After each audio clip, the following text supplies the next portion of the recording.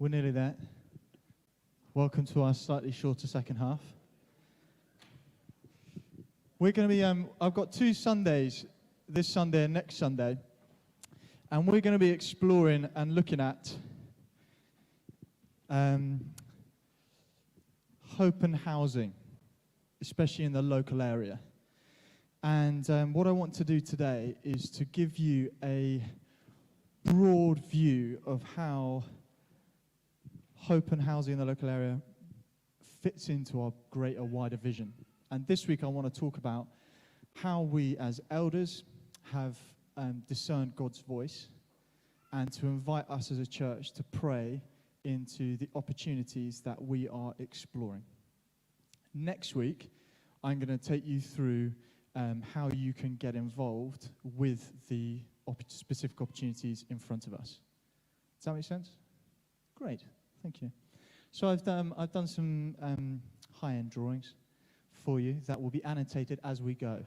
Imagine it's like if you've ever used Prezi, which is like one of those interactive PowerPoints where you can sort of zoom into things, and it's like that, but without any of the computer or functionality. So let's pray, and then we'll get going. Okay. So Father, we invite you to come and speak to us. Holy Spirit, would you help us to hear your voice? Thank you that you're here, you're speaking, you're moving, you're working. This is all about us trying to follow your lead. So Jesus, make yourself clear. We know there's a God story associated with this church that led to this church being founded, that led to this church existing, and it continues and grows. And help us to hold on to your wake as we follow what you're doing. Amen. Amen. One of the lovely things about the culture at Hope is if someone speaking is talking about something you think, I didn't quite follow what you said there, or I think there was maybe a slightly better way of saying that, please interrupt me. Just honestly, just say, sorry, Andrew, that didn't make sense. Can you say it a different way, or something like that? Because I'd rather we understood what was being said than you sat there as polite English people and then at the end walked out and said to someone, I didn't follow any of that, which I've done before coming out of church. So here we go. And if you walk out and you didn't understand, you didn't say anything, you can't blame me. So unlucky. So Hope's vision. I mean, this is great having this up there, but it does block the big banner behind it, which is the Beats and Boats vision, which is central to what Hope does. Now, obviously, I can't go fully into detail about every aspect of our vision, but in essence, the vision is, why don't I move this out of the way for a minute? The vision is that there are lots of people in boats, and the boats are going out into deep, deep water to get people out of the water, to save them, bring them into this beach scene where there's lots going on. There's worship, there's resource, there's family time, there's recovery, there's lots of different things happening on the beach, and there's this rhythm of the boats going in and out, in and out. And people are involved with both resourcing the boats, restocking them, being on the journey out into the deep water, on the beach, to be there to welcome, to receive, to cover things in prayer. And this is one of the ways that we describe how Hope functions. Okay? And every person who comes to Hope, we believe, will be called, if you're called to Hope. Sorry, Silas, I need a third hand. Could I borrow yours? Thank you, mate. Could you spread the legs as well? Thank you. The founding pastor, ladies and gentlemen. Woo! Thank you, Silas. We believe that every person, this person here is, let me title it to avoid any confusion, all right? There's quite a lot of wobble, actually. That's you. Does it look like you? Harry Fenner-Crawley. I was thinking of you when I drew that. No, that's not true. I wasn't. Generic person there, short hair, just because that's what I can do. That is you, and we believe every person who's called to Hope has a call as a part of our vision, partly to the boat and partly to the beach, okay? So there are the two things, and everybody has a relationship with the boats and the beach. It's not like you're just doing one. You're involved to both, but the weight of your call might be different. Now, the boats are distinguished by they are city-focused, And they have three distinctives, okay? They're missional, which means they look to be establishing the kingdom of God in a specific place in a specific way. They have a hope culture, which means they embody the four dreams, which are to be a home for those on the margins of society, to be at the center of the community, to be a church that people love, and to be a prayer center for the city. They embody not necessarily all four in their entirety, but aspects of those four dreams. They have a living free culture. If you don't know what a living free culture is, we've got a course starting on Wednesday for 5 weeks. You're very invited. And finally, boats are not to be done by only one person. So you need to be in partnership with other people. Now, our boats, look incredibly varied. And we are not interested in making sure that there's a hope label on every single one. Because what we recognize is a lot of people who come to Hope are actually already engaging in this. In the workplaces that they do, the places that they're passionate about, the kind of thing they give their time to, we recognize actually they're boaty. Yeah, they're serving that purpose. You boaty lot. Okay, and so we actually want to see where people are engaging this already and pray blessing over it. That's what the boats are about. The beach is much more localized. It's about a way of life in this locality mainly, not exclusively, that resources the boats. Resources through prayer, through support, through investment, through time. The beach resources the boats. Just like on this throw is totally the wrong banner. That's what's happening here. The beach resources the boats. It's a place of recovery, input, etc., etc. Does that make sense? Now, Chris has been using language recently of characters in the Bible who have got different relationships with the temple, which is where God's presence was in the Old Testament, and to describe how Hope people will have a different relationship to the physical building, to regularly being here, as to other people. And two of the characters that he's talked about is King David. It's at times like this I realize I was not made to be a teacher writing on a whiteboard. I've got bad handwriting.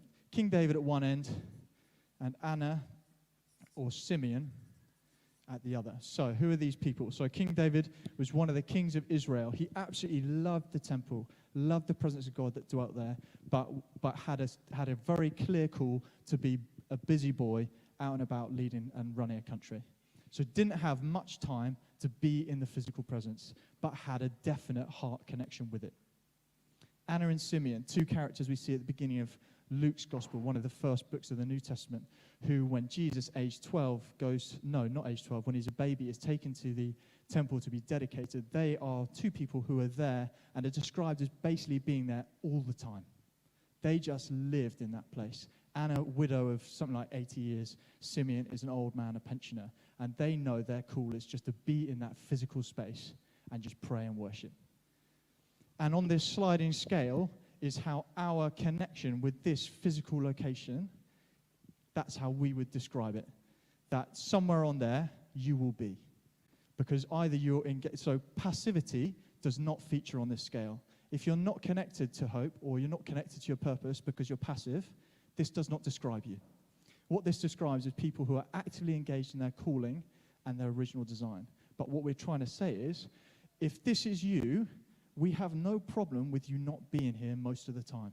And that doesn't mean that you are less a part of Hope than someone here. Because actually, we recognize that we need all of these people living out the fullness of this vision in order to fully express and fulfill God's call on this church. Does that make sense? Okay. So that's my way of articulating the broad vision. So here's a Prezi moment. We're going to zoom in on the beach in a seamless zoom, like that. Whoops. Okay. Can't repeat this presentation because I ripped the page off. Here we go. I'm not sure how much you can see on the live stream, but I'll take photos of each slide page for you. So the beach, that's what I want to zone in on now. We're just going to keep zoning in, getting more and more specific. So what is life on the beach like, okay? Well, a little while ago, someone had a picture of a beehive, which clearly you all knew exactly what that was. I should have checked actually first if you knew what that was. A beehive where there's a lot of activity in it, and there are some bees that are coming and going every now and again, but it's a hub and a hive of constant activity. So hope, this physical location, is a continual expression of our four dreams. Okay? A continual expression of our four dreams. Now, I've highlighted the word continual because it's really important. Because what it means is that it's unceasing, always going on. We believe hope is meant to be a physical location where our four dreams are always being outworked. That if you came on a Monday morning, they'd be being outworked. If you came on a Wednesday at midday, they'd be being outworked. If you came on a Friday, they would be being outworked. Now, this is not necessarily fully where we are, but this is where we believe what God has called us to believe. We use a word to describe a continual expression of our four dreams. We call it a minster. Now, Chris has done a brilliant talk about the meaning of minster, but that's how we describe hope, our beach, this place. It's a minster, a place of continual expression of our four dreams. Now, if we think again about that sliding scale, the Anna and the Simeons and the King Davids, there are some people who are called to play a specific or a particularly central role to this aspect of our vision, who are called to be like Anna and Simeon. They're called to be here a lot. And if they're called to be here, they need to be presence and vicinity. They need to be present, and in the vicinity. It's very hard to live out your call to be in the physical location if you're nowhere near it. So we believe there are some people who are called to be present and in the vicinity, like Anna and Simeon. Any questions, any interruptions yet? There's a few furrowed brows, which can either be a good thing or a concern. Simeon. I'm going for the former. Lee. I really appreciate that. Thank you, Lee. Okay, that's the beach. Does that make sense of what the beach is? Yeah? Here we go. Then and now, let's rip it off. Okay, so I had a really helpful conversation with a very good friend of mine, father figure mentor, called Silas Crawley this week, because I wanted to understand how this story of the beach aspect of hope, how has that been unfolding since the very beginning? How did they come upon that part of Hope's vision? What did it look like day one? And he explained some very helpful things about it. So one of the things he told me about was right at the start that Silas and Annie invited people or individuals who are homeless or coming out of addiction or coming out of prison to live with them. And they lived in a flat. Was it a flat? Maybe, yeah, flat up on Royal York Crescent, thanks, Silas.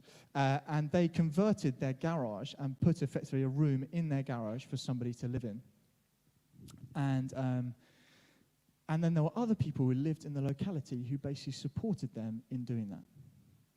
So that's how it begins. Then there's obviously hope gets brought into that. They plant a church without meaning to. It's quite a funny story, really, to talk to Silas about it. Then they realize that they want to expand that vision, and they're also expanding their family, 5 kids, the flat, not enough room. And so they basically realize what they love is a house in the vicinity of Hope that has a separate flat where they could house somebody homeless or coming out of prison. Somebody else, they cannot afford that in this area. Somebody in the church can, so buys a house to enable their vision. 264 Hotwells Road. They lived there for 10, 12 years. 11, bang in the middle. Thanks very much. And that's what a maths GCSE will do for you. Anyway, and so someone else pays to enable their vision to unfold. Then a load of people move into the flats literally next door. At its peak, 12 people living in 3 different flats next door who all are able to be a part of the Minster life of this place to enable it to fulfill some of its vision. There are some people who rented a property on Albemarle Road directly opposite. Thank you, Jason. Are we getting some? Yeah, perfect. And then as time evolves, Hugh and Susie now own the property literally just to our right, which, did you know it, probably not because I didn't, was actually lived in by one of the two old ladies who was keeping this place running before they handed it over to Silas and Annie. Right. Kind of cool. There's a story. There's a narrative. Over time, as happens, some of those people who live next door, they got married or moved away, had children, moved out of the area. We have some people who still do live in the vicinity. Chris and Alice have an amazing faith story about how God was able to enable them to live just up the hill. Hugh and Susie obviously still live next door. And Rebecca and I now live down the road, which again had a clear God story. But this is the issue, this graph, okay? Took me a few attempts to get it right, to make sure the ratios were right and the curve was right. Let me label the axes for you. Okay. This is time. And exactly here is today. Exactly. And exactly here is yesterday. In a broad view of yesterday. Time's gone past. This is the exact representation of the average cost of property in the area. Okay? Okay. You see why it took me a few times. What we find at the minute, with this graph being true, is that money is preventing cooling. Okay? What I mean by that is, Anna and Simeon, let's go back to them. Anna, widower. Simeon, pensioner. Not a lot of capital. All right? They're not rich people, probably. I'm reading between the lines here. Okay? So the people, and this is a rule of thumb I would give, the people most called, potentially, to be involved in the life of this minster are the people least able to afford it because of this problem. Now, the design of money is that money is facilitating cooling. Yeah? Money is designed to serve God's purposes, not to hinder them. True? So we need to find a way, if God is calling specific people to contribute to the life of the minster, of the beach, in this location, we have to find a way of making money facilitate their calling rather than money preventing their calling. Is that a fair assessment? Yes. Moving on. Just trying to think if there's anything else from your years ago section, Silas. Oh, I've got notes. That's what those are for. Thanks. No, pretty much covered it. So, the next chapter. All right, so we are now, as a church, we're 21 years old. And there are 3 opportunities on our doorstep to in some ways, repeat how this church started, but on a bigger scale. So where Silas and Annie had a community around them, where they're able to outwork their mission and their call to vulnerable people in the local area, we have opportunities to do exactly the same thing, where to create a community of people where they're expressing our full dreams in the locality, where we can then surround them by others in the locality as well. And I want to explain the 3 opportunities, but next week we're going to go into them more in depth. And I want to be transparent about a couple of things. Firstly, I want to reiterate the fact that to be a central person in Hope, you do not have to be someone who is called to the beach. Okay? This is just one aspect of our vision that I've drilled down in, but the other half is just as important. Okay? Please know that. The second thing is that as church members, we have not got to the point where we've given green lights on all of these and we're about to deliver them. We are still discerning how much or what exactly we think God is involved with these projects. And in the last church meeting, it became clear to me that I had done a bad job at taking us as a church on the spiritual journey of these things. And I was communicating them too much in isolation. Here's a cool idea, here's a good idea, this is an opportunity, rather than going, actually, here's the overarching narrative that I think, and I honestly I fully believe that these fit into. And they're all part of that narrative. Alice, in her video this week, actually described it as Hope's solution to the housing crisis. That's really not true, and she made a mistake there. This is not our attempt to solve the housing crisis. If that was our motive, we would come up with different ideas. These are our attempts to follow the Holy Spirit's leading in facilitating people called to the local area to be a part of our Beach Minster vision. Some of what we do here, if it was replicated on a bigger scale, could well help to aid the housing crisis. But that was not our original motive. So I just wanted to make that little distinction. Here are the opportunities. 264 Hot Wells Road. We're looking at roughly a 50-second walk down the hill, if you've got an average pace of walking. And it's where Silas and Annie used to live. So the person who originally bought it to facilitate Silas and Annie in being leaders here and outworking their vision to the local area wants to sell the property to Hope so that Hope can continue outworking the vision to be at the heart of the community in the local area. Charlie and Lucy are currently renting it. And they have a vision for it to be a place of discipleship and support for youth and young people in the local area. Okay? So they live there currently, and it used to be Silas and Annie's. Well, they used to live there. Si and Annie. I will talk about how we could buy it next week, because we don't have, surprise, surprise, the cash floating in our bank. Okay?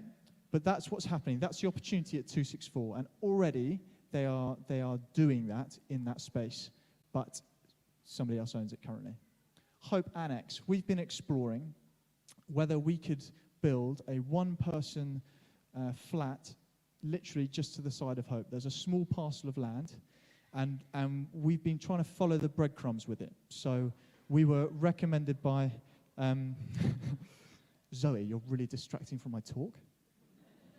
Stop putting the top around your head. That's my daughter. Well done. We've been following the breadcrumbs. So Jez Sweetland said to me a little while ago, go back a little bit. 3 people independently had the same idea for that to happen. And so then we discussed it and said, well, why don't we just see if there's any traction on this? So I had a few conversations, one of which was with Jez Sweetland and Jesse Wild, who run the Bristol Housing Festival, and this kind of thing is their bread and butter. How to unlock very small pieces of land to build housing that is truly affordable. So I spoke to Jez and Jesse, and they said there's this program happening by the Archbishop of Canterbury's Commission for Housing to give some pro bono support to explore possibilities. I'm going in detail here. So I said, great. So I chucked in the idea online. They said, yes, we want to work with you. So we get 3 days free support from them, and they basically develop a vision and a brief for the project. We've talked to 3 different manufacturers, all who are really excited to partner with us on the project. They said you need to get a few surveys done before we can actually tell you how much it would cost. The first big survey, called a topographical survey, there's a word I won't use ever again, someone got in touch with us, and they quoted for it 6 months ago, and they got in touch 6 months later and said, can we do it for free for you? I said, probably, yeah. Yeah, be my guest.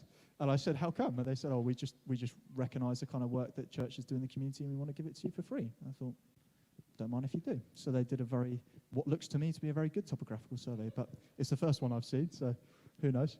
We then had the other surveys done, which was approved by the members. And so once those surveys are back to me, we're going to send it to the 3 manufacturers and say, right, give us a proposal for taking us right from where we are now through pre-planning, through planning, through construction to completion.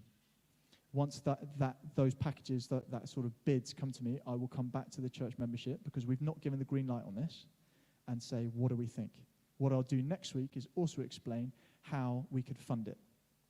Now, the person that we've identified that we want to live there, the vision long term, is that somebody who is come out of prison or addiction,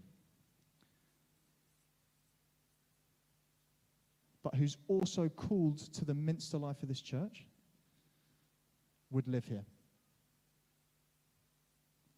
Right now, that person is Aaron.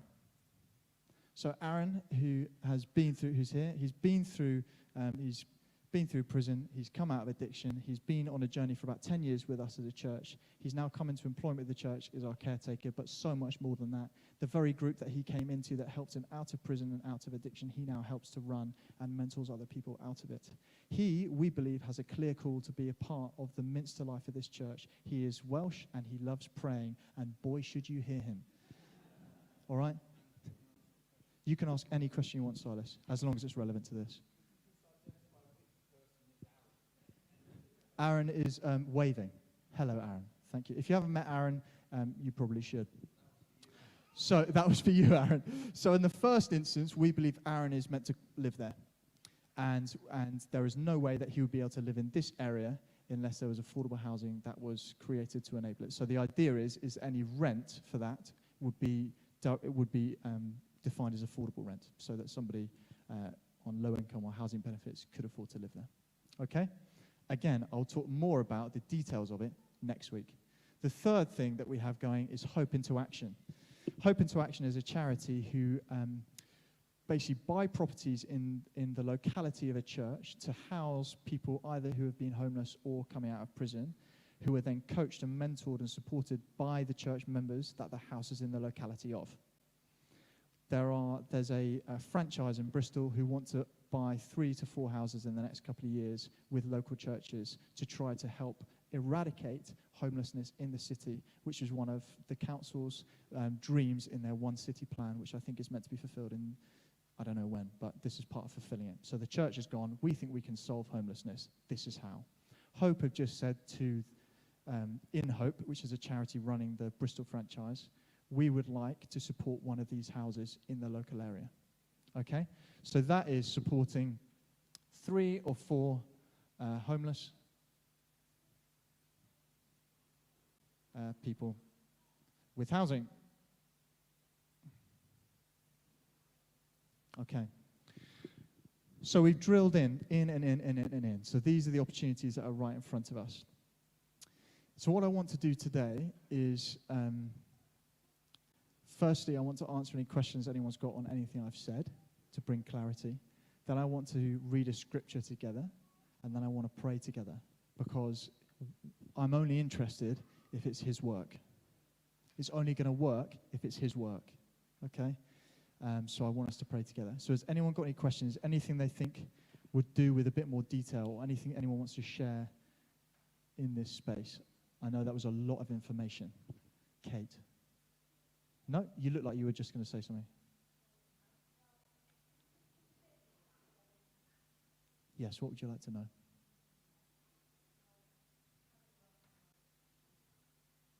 How does it work? How does it come about? How does it work? You'll have to come to part 2 of my talk next week to have that one answered. How did it come about? So a friend of Chris Bond's actually runs the charity called Hope into Action, which is based not in this city and elsewhere in the country. I forget where. Peterborough, that's good. I was going to say Leicester, so Peterborough it is. Thanks, Si. And he came and did a talk in Hope during lockdown and basically explained what they do and their vision. We then, as a church, went away and thought, actually, is this something that we want to be involved with? And the answer came back from a group of people, absolutely, it is. So we've then kept exploring it from there. I'll tell you how it works more next week. Any other questions? I really, really do want questions, because we want to be robust.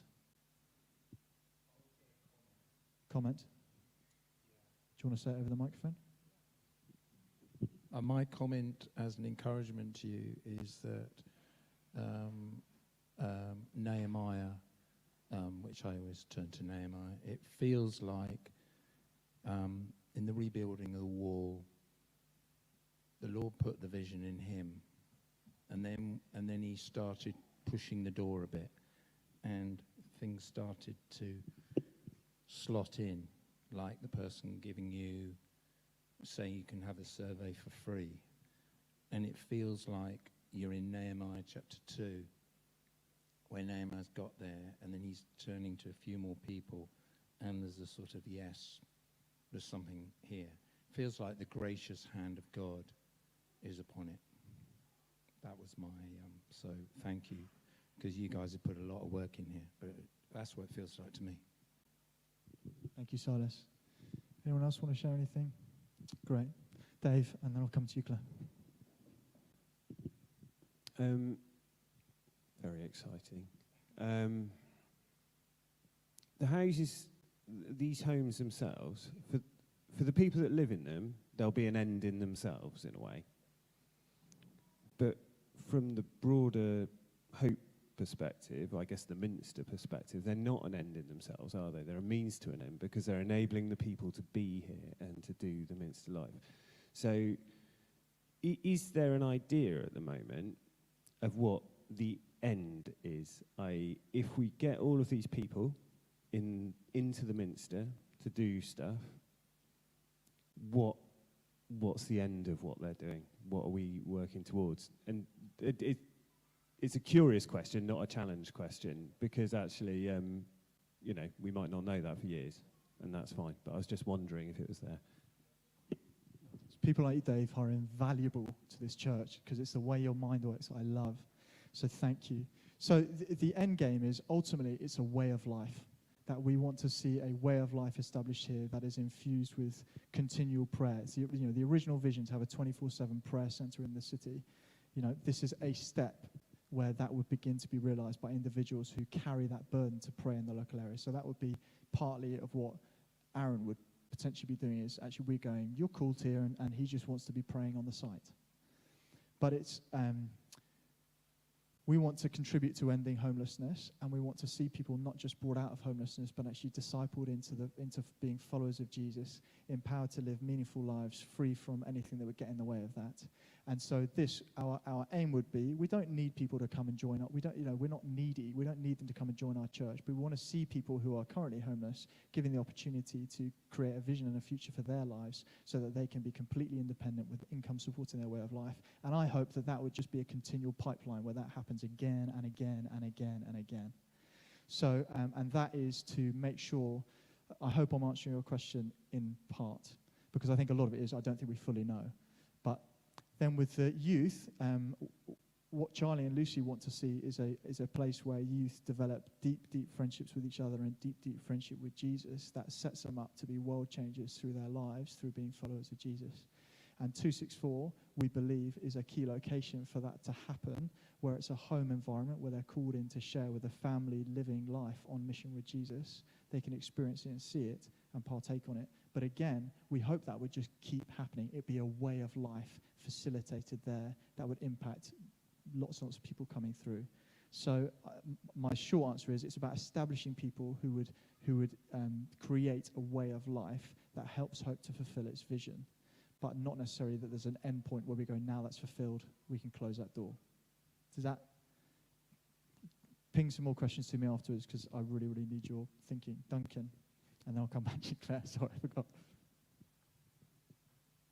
I was thinking that you were talking about story and narrative, and the fact that I think that having been part of this community for quite some time, I think we've been aware that the story of this church and this building, it's been around here for 250 years, whatever it is, but has a very similar narrative. And I think that this isn't a new story. I think that's the important thing. I think actually this church, as I understand it, Joy Hill is called Joy Hill, but the main road used to be called Love Road, I think, Love Street, and this is Hope Chapter. And so actually, I think there was originally an investment by people into this area to build this church to fulfill this need 250 years ago, because actually this wasn't the salubrious area it is now.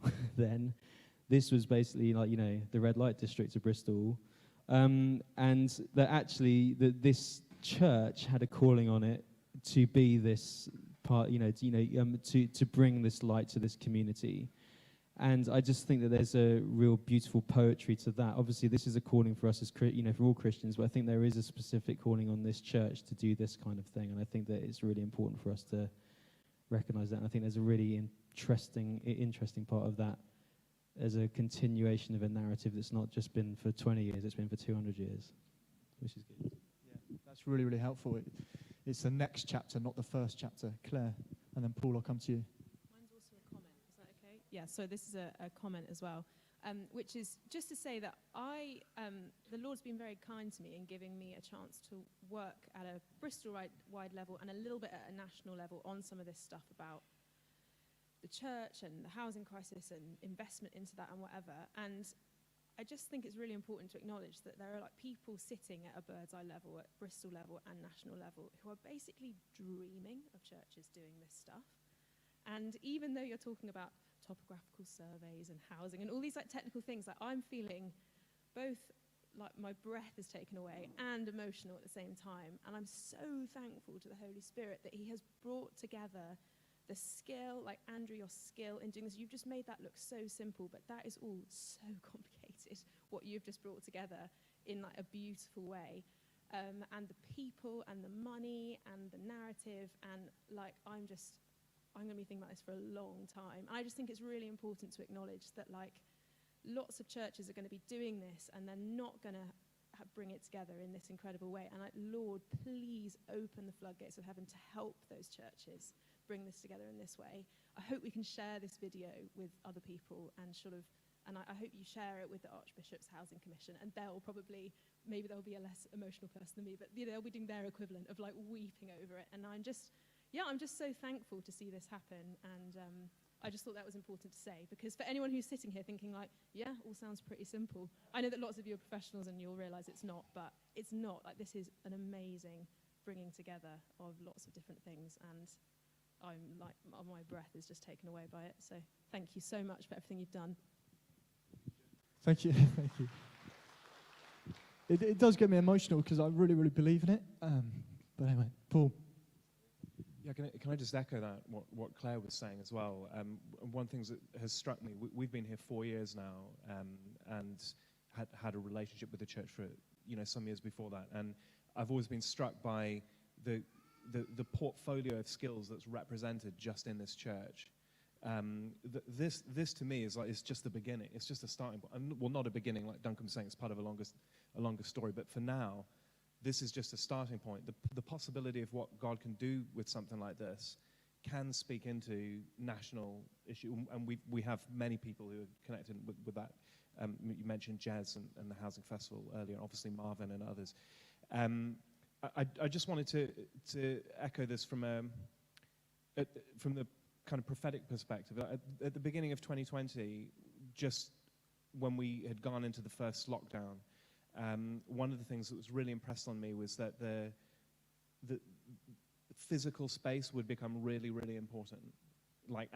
And everyone was talking about the digital space, church being online or people doing things, and all of that was happening then. But I felt it so strongly. I did share it here before. Another time we sort of having a conversation like this, but that physical space was going to become so important, and that the concept of physical space as being sacred space and sanctuary space, not in the maybe traditionalistic sense of being an exclusive place, but an inclusive place, but a space that's sacred and that's sanctuary. And I feel like all three of these things you put up here describe that.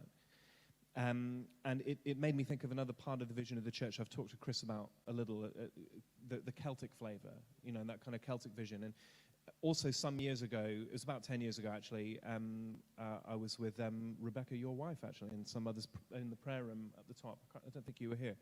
And we had we'd been working on that youth conference thing we were doing up at Christchurch. And I joined the prayer meeting, and I had this real clear word from the Holy Spirit that I didn't understand at the time, but I've sort of been working on it since then. And I felt him say, what I'm doing in this generation is more in common with 1,500 years ago than 500 years ago. And I understood, sort of looking into it more after that. 500 years, it's sort of the Reformation. 1,500 years, that was the time of the Celtic Church, being here. And I went and found this guy in Wales who's like an expert in Celtic Christianity. And I said, can you just tell me everything you know about the values and the way that the Celtic Church operated? And I got this whole list of things that he wrote down. But one of the things was to do with this issue of space. And it came back to me when you were sharing this. And he said what they would do is they would go and plant their communities. They would live in prayer communities that were also sort of functional communities, They would make things and stuff like that. So they would go and find places that were known in the culture to be sacred spaces. They called them thin places, places that seemed to be special. And they would go and curate them, and they would tidy them up. They would make them good places. They weren't exclusive; they were inclusive, so anybody could come there. But they'd been curated by these guys, and they would specifically locate close enough to the Iron Age hill fort that was the city at the time, close enough to it so that they could influence, but not so close that they would be absorbed, like conceptually. And their whole vision was we're interpenetrating with and cooperating with the society and working on every level. So it's on the top level, we want to see the king of the city become a Christian, because then the whole city will start to adopt Christian culture. And from the bottom rung of the ladder, we want to take care of the most marginalized, who are there. And it feels to me that this is something that it really embodies that, and it's part of the next 250 years. This is something. There's a DNA within this that's sowing into the next 250 years, and we don't know where that can go or how big it will be, and that's not really even the important thing. But I just wanted to endorse that from my own sense. And when Grace and I came here, this was not part of the conversation at all, but it was very apparent that immediately that was going to be part of the conversation. So I feel there's just such a strong witness of the Holy Spirit within this. And also thanks for a great presentation, because that was really clear and excellent. Thanks, Paul. We've got about 5 minutes left. Does anyone else get that, where you just false start on a sentence and you just get stuck? Well, it's called a stutter, isn't it, I suppose? Anyway, I want to pray together into this, and I really want you to be praying generally into this. Next week's a bank holiday, which I'm partly sad about, because I really want to talk to you about the phase 2, but aware that a lot of people will be away, but it will be recorded, and we're at a key opportunity, basically, with these things, but also hope leaders never force something through, and so if our collective discernment is this is not God, then we drop it. You know what I mean? Like, we drop it, and that's why I really want us to be able to own it together, to have that kind of spiritual where we buy into the story, where we're able to go, I actually feel like I have a view of what God is doing in this moment, in this aspect of our vision, so that we can not just approach this with our brains as to is this good or bad, but is this Him or is it not? Yeah, is it Him or is it not? So let's pray together. I was going to read some of Jeremiah 29. I will read some of Jeremiah 29 in prayer, and then I will just lead us in 5 minutes of prayer before we finish. Okay, so this is from the Message. This is Jeremiah 29, verses 5 to 7. It was what our last weekend away was based around. This is a message from God of the angel armies, Israel's God, to all the exiles I've taken from Jerusalem to Babylon. Build houses and make yourselves at home. Put in gardens and eat what grows in that country. Marry and have children. Encourage your children to marry and have children, so that you will thrive in that country and not waste away. Make yourselves at home there and work for the country's welfare. Pray for Babylon's well-being. Pray for Bristol's well-being.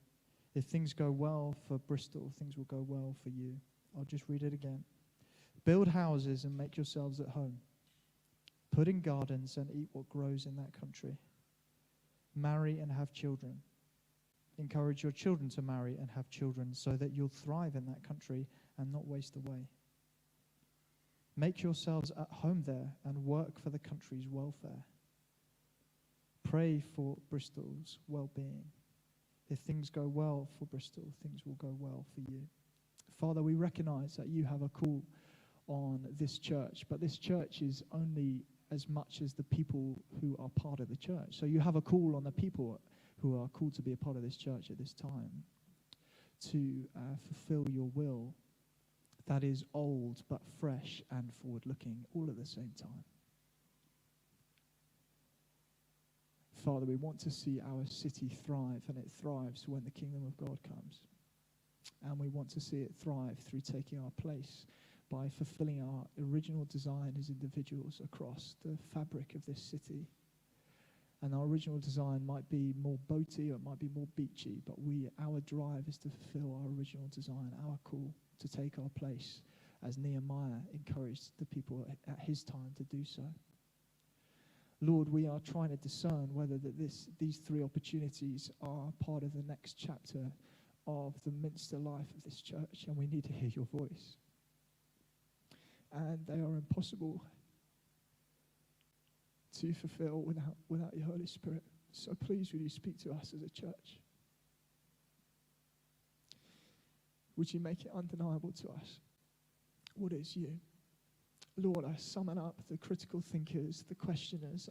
I pray that would be seen as such a valued way of you speaking as much as the affirmation and the confirmation, that people who listen to this and come away with questions, that they will know that could be you speaking to them as much as people who walk away and go, yeah, this is great. I just pray we would be confident that you're speaking to us in whatever way that may be. But Father, as Dave really clearly identified, this is not a vision for buildings. This is a vision to enable people to fulfill their original design in this locality, to enable our young people to be impacted by Charlie and Lucy's leadership, for Aaron to be enabled to be present on this site, to call in heaven through prayer and worship, to be a gatekeeper for our location, to be a place where people can, 3 or 4 individuals can get back on their feet from homelessness or addiction or through being in prison and supported back into independent, safe life. Lord, would you keep the people at the heart of all of our considerations?